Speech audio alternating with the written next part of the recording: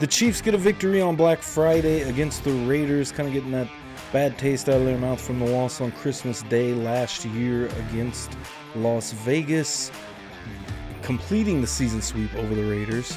The plot thickens at left tackle for the Chiefs, and the league has somewhat lost their mind, just in general, mainly pertaining to the media and fan bases. All fan bases. I'll include the Chiefs fan base as well. But it is an interesting Week 13 in the NFL. Not quite finished up, of course. Monday Night Football ahead. And at the time of recording this, Sunday Night Football is well in hand by the Buffalo Bills. 14-3, they are up. The Ravens end up losing to the Eagles. The Eagles may actually be somewhat of a real threat. I kind of played them off halfway through, I'd say a quarter through the year. And maybe giving some competition to the Lions as who is the best in the NFC, as, you know, the 49ers pretty much fallen apart due to injury mostly, and, you know, I think that the wheels have just kind of come off in San Francisco in general, and they're going to have to regroup and figure out what their next move is, obviously moving into the offseason. Still, obviously, very much a chance for them to get into the playoffs, but nonetheless, still an interesting year in the NFL. It's kind of shaped up to feel like just a few teams competing, and in the AFC, maybe just kind of feeling like Buffalo and Kansas City. You know, you also have Pittsburgh, Baltimore in the mix. The Chiefs will get to see the Steelers coming up on Christmas Day, just a couple of weeks from now, obviously, and get your Christmas shopping done, guys. It's right around the corner. Recording this, of course, December 1st, out on December 2nd, very rapidly approaching the end of the season, the playoffs, all that good stuff. Real quick before we get into everything, talk about the Missouri Tigers for a minute. I know I haven't covered them a ton this year. I've kind of tried to keep my finger on the pulse of Tigers football, and it's kind of been the same thing. Almost reminded me of the Cardinals kind of in the baseball season, of just so much hype going in, and then we see the product on the field, and it's just not quite what we thought it was going to be. Kind of a mid team, really, in both cases, in Mizzou and the St. Louis Cardinals, with both of those teams. But they do kind of just scrape by to beat the Arkansas Razorbacks in, I'm not even sure what the name of the rivalry is. I know it's not the border showdown, because that's Missouri and Kansas. Anyways, the Tigers win the trophy. They presented it after the game. A little bit of bad blood between the teams right there at the end of the game, kind of getting into it. But the Tigers, who should have had the game well in hand, they let the Razorbacks drive at the end of the game all the way down the field, almost scoring a touchdown and winning the game. But nonetheless, Tigers do get a win, and they will probably get some decent bowl game. Obviously, playoffs out of question at this point, and we'll see how the rest of the SEC shapes up. And for the Tigers, it was the first time that they went undefeated at Faurot Field since 2010, I believe was the stat. So a lot to get into. Going to get into the Raiders game. First, we're going to kind of get into a little bit of what I was saying about how everyone seems like they're going crazy. So I wanted to take a minute on this week's pod to just kind of talk about the state of the NFL, the state of the Chiefs, the state of fandom, Twitter, media, everything, really. And just to talk about how fascinating 2024 has been. And I'll preface this with, I don't want to talk about the entire Raiders game right now. I just want to talk about, of course, the play that won the game. It was a boneheaded play. Center snapped the ball too early. It was a penalty. It was a legal shift. And the backlash, and this has been like every week, at least past the first month of the season or so far, because, game after game, it's, well, the officials are winning the games for the Chiefs. Isaiah Likely's foot's out of bounds. That's on the officials. Cincinnati commits a defensive pass interference that ultimately loses them the game. Oh, the officials are helping the Chiefs. Blatant DPI at the end of the game, helping the Chiefs. The officials miss a DPI in the Atlanta game. Well, they obviously helped the Chiefs win the game. But let's all collectively ignore the Atlanta Falcons had a whole other drive with a chance to win the game and got stopped on fourth down. And I get the okay, it's likely the Falcons score a touchdown if that DPI is called. It's not guaranteed, though. What if the Falcons went 4 and out, on the goal line, and the Chiefs get a stop? The Chiefs defense is good enough to do that. We all know this, right? And, essentially they did that on the ensuing drive. It was a 4th and 2, I think, where Nick Bolton screamed through the running lane, tackled the ball carrier for a loss, wins the game in Atlanta, all these things, all right? It's the officials. I could go through each week, but it seems like after all of those games, it's like week after week, it's like, and not only that, but the Super Bowls. The James Bradbury commits a holding on one of the most critical plays of the entire game, doesn't get away with it. Admits to it, owns up to it, the holding call. It was a hold. It was a blatant hold. We all saw it. He grabbed Juju Smith-Schuster's jersey. He held him from being where he needed to be, threw off the timing of the play. That is a hold. Still to this day. Anybody that's not a Chiefs fan, I won't say anybody, but, a high percentage of people that do not have a fandom with the Kansas City Chiefs will tell you that was a phantom hold. Mind you, the player thought it was a hold. That committed the hold. Go back to that AFC Championship game. And I think Osai, or I can't remember the guy's name exactly, but the Bengals linebacker that pushed Patrick Mahomes out of bounds after he was 2-3 feet out of bounds. And he took multiple steps out of bounds, pushed him down. I saw that from the upper bowl across the entire stadium. Clear as day. The entire crowd went crazy immediately when he pushed him down out of bounds. Pushed him out late. You can't do that. Mental errors cost teams a lot of games. And one thing that I don't think anyone will acknowledge or wants to acknowledge, and just calls any Chiefs fan crazy, it's obviously the officials, right, when we get to that point, is how good the Chiefs are in these moments. How good the Chiefs' composure is in these moments. Me and EJ talked about it a couple of weeks ago. This team has the best composure of any team in the league. And by far, I think.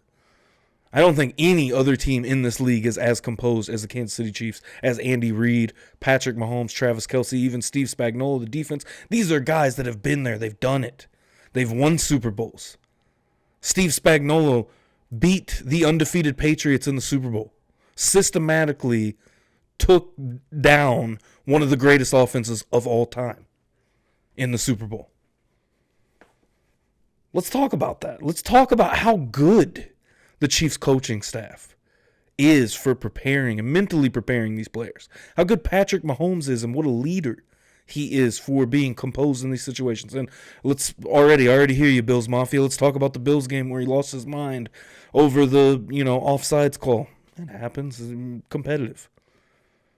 One time, we can point to one time where Mahomes has had an outburst on the field and being upset about a call in a competitive situation. It is what it is. And it's fun to poke fun at. Like, I think it's funny too when anyone wants to poke fun at things like that. It is what it is. Like you get upset, you get passionate. It happens. We've seen every great player have somewhat of a meltdown at some point in their career.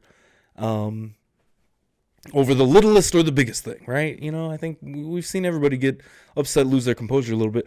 But, mind you, Mahomes didn't lose his composure during the game. Mahomes didn't lose his composure when it mattered. He lost it after the game. Game was over. Everything's done. Mahomes lost all composure. Again, it just goes back to how good the composure is. Let's look back at the 2020 AFC Championship game where Josh Allen throws the ball at a defender's face. I think he ended up getting a 15-yard penalty for it, something like that. Lost his composure in the middle of the game.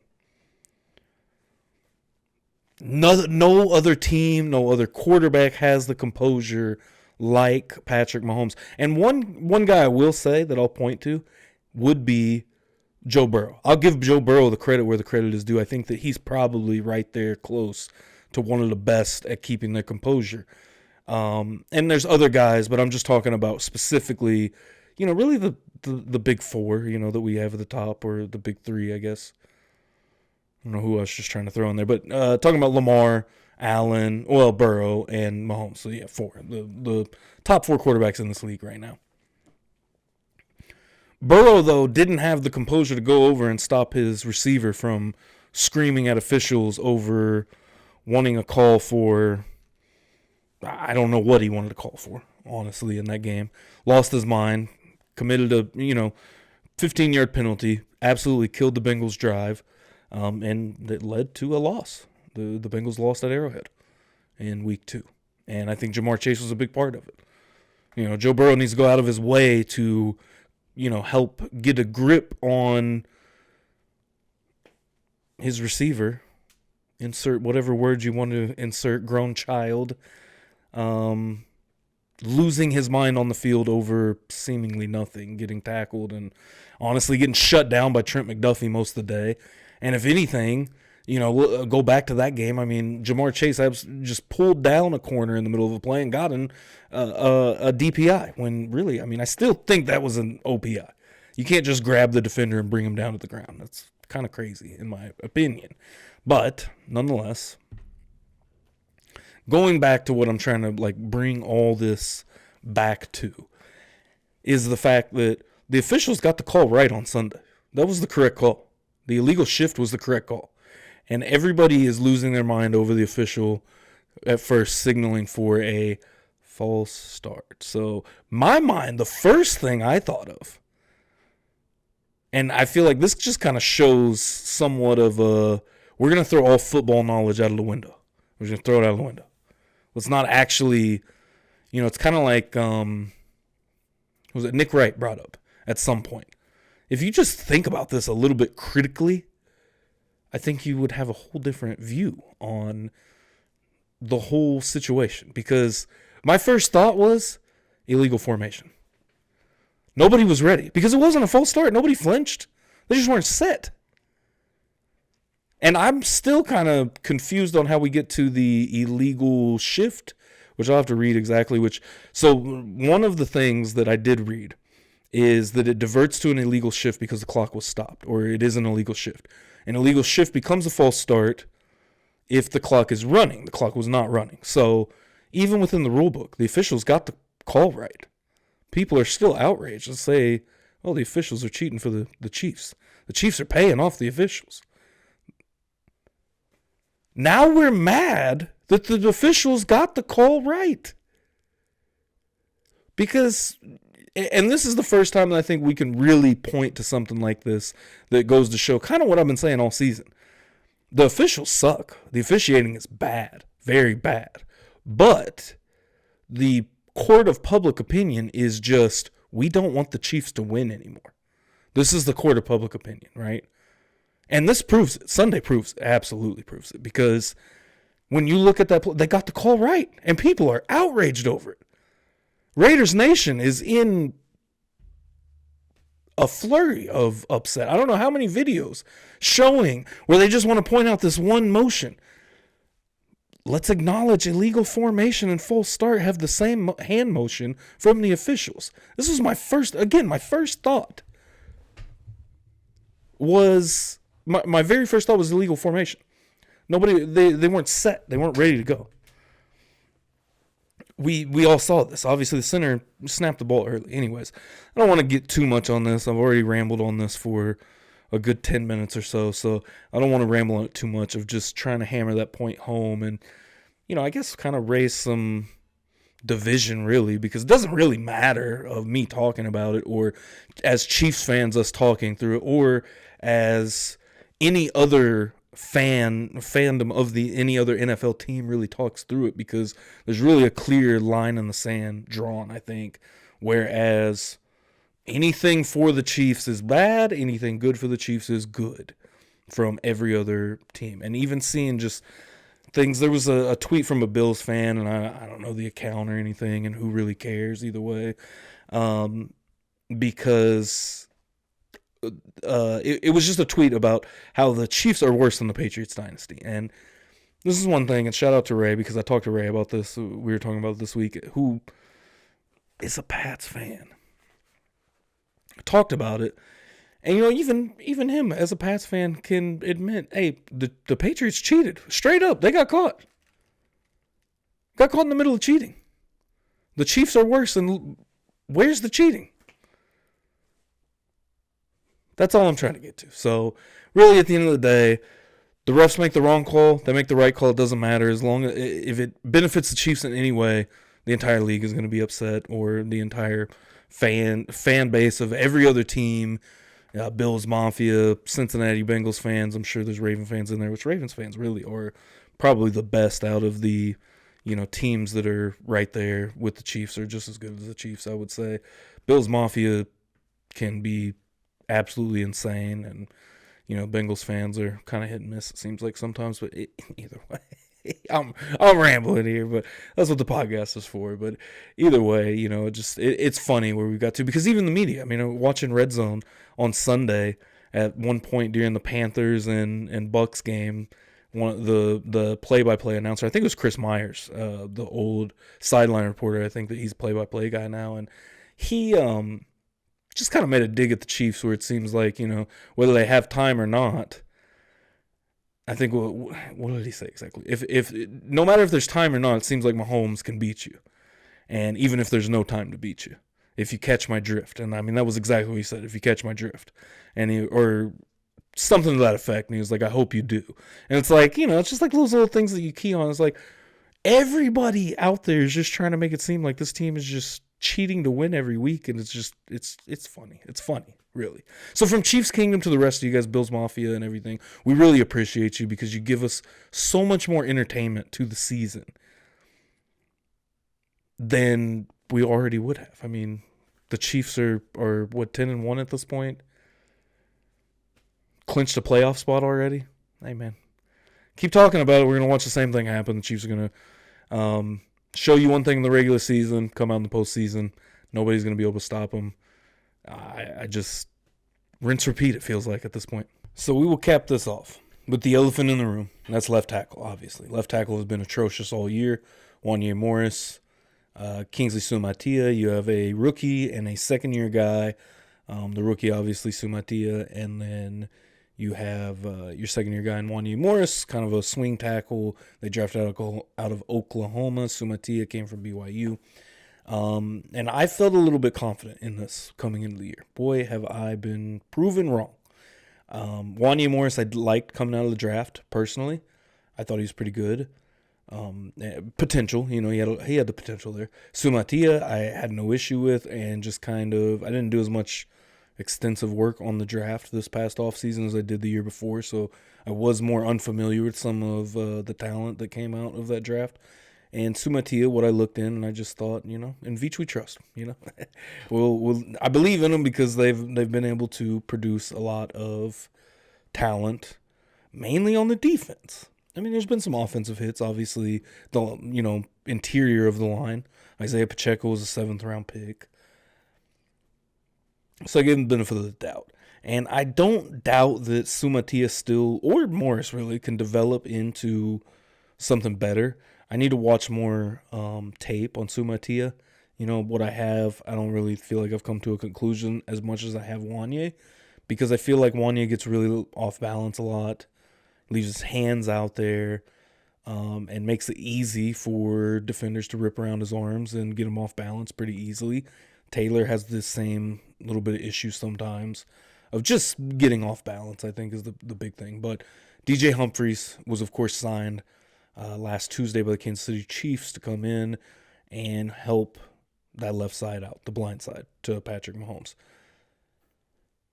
I do assume he will start next week. Obviously, because Wanya Morris was benched in the middle of the game. Joe Tooney was slid over to left tackle. Caliendo was put in at left guard. And that was the structure of the offensive line through, I think, most of the fourth quarter. I think it happened in the fourth quarter. It was bad. But DJ Moore, I think, presents a little bit of light after yielding just 28 pressures and 4 sacks last year, 568 blocking snaps. It's 28th pressures, were the 9th fewest allowed by all tackles, with at least 500 pass blocking snaps in 2023. Humphries tore his ACL last December, ending his season earlier. Now I'll have an opportunity with the Chiefs, so we'll get to see what happens. Honestly, I'm not 100% sure on exactly DJ Humphries or where he's at with his injury or anything. Obviously, with him getting signed, I think he would have had to have passed a physical, I'm assuming.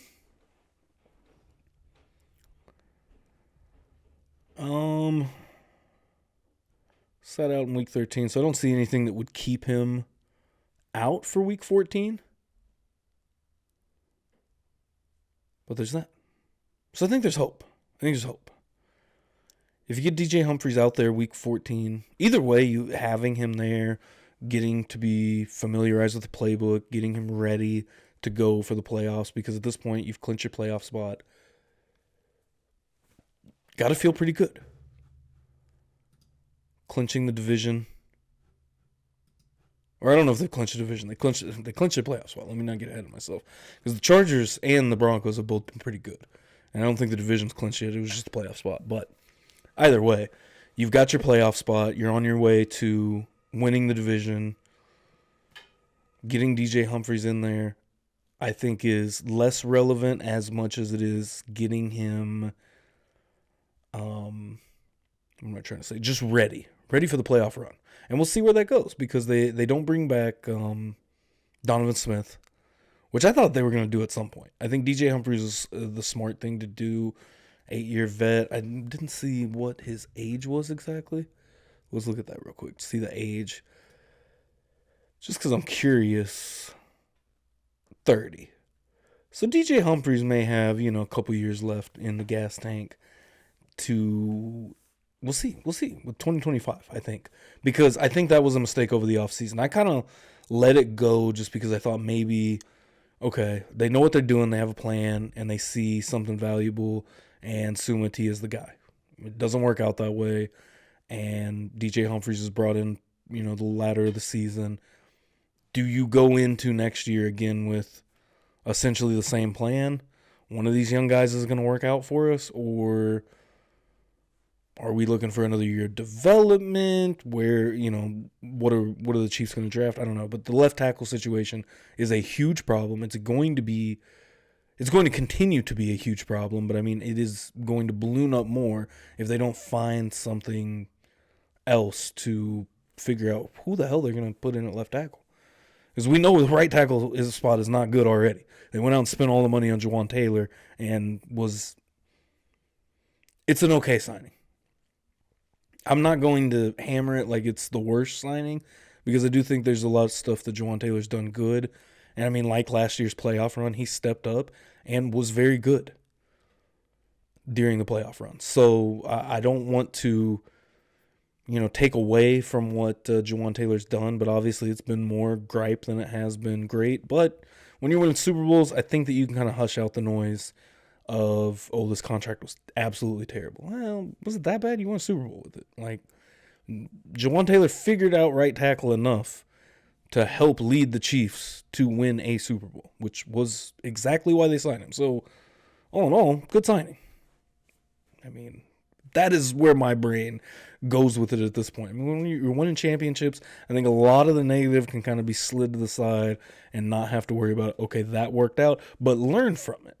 No, don't just go throw out, a bunch of money at a left tackle that is somewhat still a project. I mean, Taylor was good in Jacksonville, but was he, that guy that you paid all that money to? I don't know. I don't know if that's the case. He had the same problems in Jacksonville he has now in Kansas City. So it's not like it's anything new. I think that was more to, they thought, okay, Taylor will develop. And I honestly probably think that they thought he would develop to be the left tackle to take over. They talked about moving him over, and then they saw what they were going to get out of Taylor. They said, no, you are going to stay right there at right tackle. We will figure out left tackle. It's now been almost 2 years, and they have not figured out left tackle, so we'll see where it goes from here. I think DJ Humphries is good for now and kind of a bridge to get us to 2025. But this offseason, man, it's going to be, I think, a lot of eyes on that left tackle spot. But I will say, when there has been issues like this, when there has been, obviously was that Super Bowl 55 against the Bucks, where there was no offensive line for Patrick Mahomes in the Super Bowl. What did? They went out, they got Tooney, they drafted Creed Humphrey, they drafted Trey Smith. That what has become the best interior offensive line, or the best interior of an offensive line in the league was formed after that. So Chiefs Kingdom. I think that the Chiefs are going to definitely be on the pursuit to figure out what the best left tackle situation is for the Chiefs moving forward and into 2025. But let me know in the comments below what you think.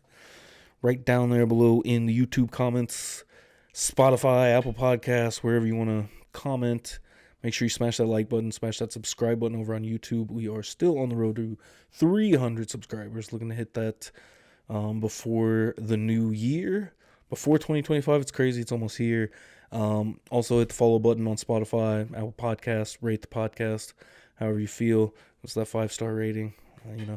Help us out big time. But I do really appreciate if you listen to the podcast or interact in any way. Film breakdowns coming along as well. Stay tuned. Hit that bell to stay notified. Until next time, we'll see you next week on the Papa Schroll News Podcast.